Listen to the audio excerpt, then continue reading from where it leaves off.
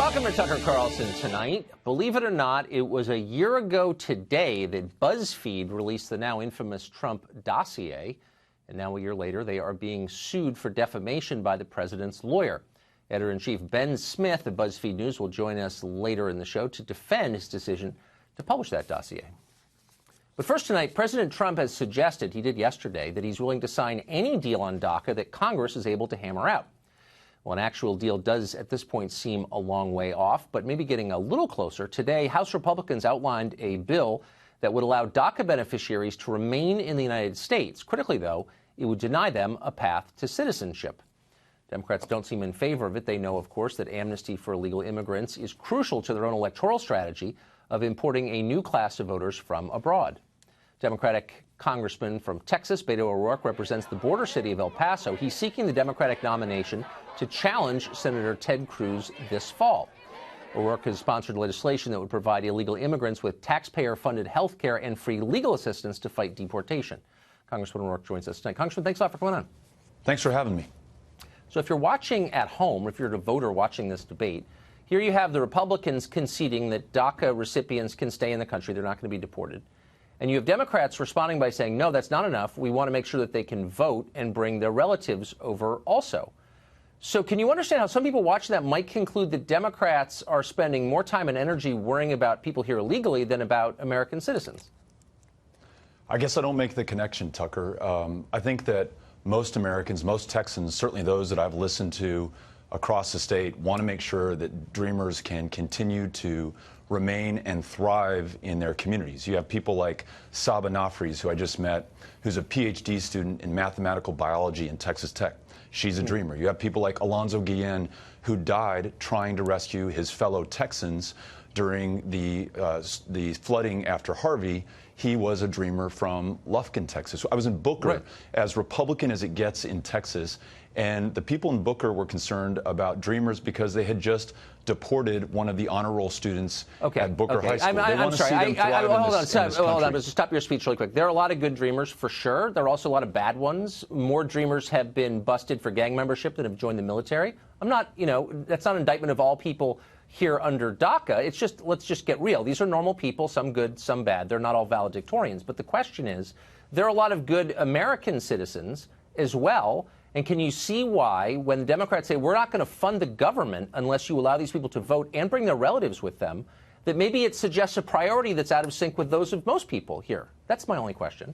Yeah, I guess I don't see that. I'll tell you, from my perspective in El Paso, Texas, the city that I represent, where I'm raising my 3 kids who are 11, 9, and 7, I want to make sure that our community continues to thrive. And one of the reasons that we are one of the safest cities in America every single year for the last 20 years is we're a city of immigrants, including Dreamers, who contribute to our success and our safety. And that benefit is spread out over everybody in my community throughout the state of Texas and to this country. So it's very good for America, not just for Dreamers, not just for their families. So I think most Americans see this as a net benefit. Right. I just checked the school numbers in El Paso, the city that you're bragging about. And El Paso is a great city. But 39%, only 39% of graduating seniors from your schools are ready for college in math or English.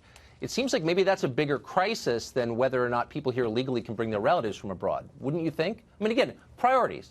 Yeah, I don't think working on these things is mutually exclusive. You'll find no one who's worked harder or done more, for example, for veterans in this country when it comes to mental health care access. That's a very sacred priority of mine. I've been able to make progress with Republican members on this issue. At the same time, I can advocate for the success of my community and our country at large by ensuring that those Dreamers stay here. By anyone's measure, there's extraordinary positive economic benefit to those Dreamers staying here. The jobs that are created, the dollars that are spent in this community. I'm sorry, that's not, you don't have the numbers on that. You can't prove that. I absolutely do. You spent a lot of time on this question. You don't, actually, because this has been looked at a lot. And there's no evidence that bringing people who have lower than average educational attainment as they do into this country in a high-tech economy makes the rest of us richer. There's just not evidence for that.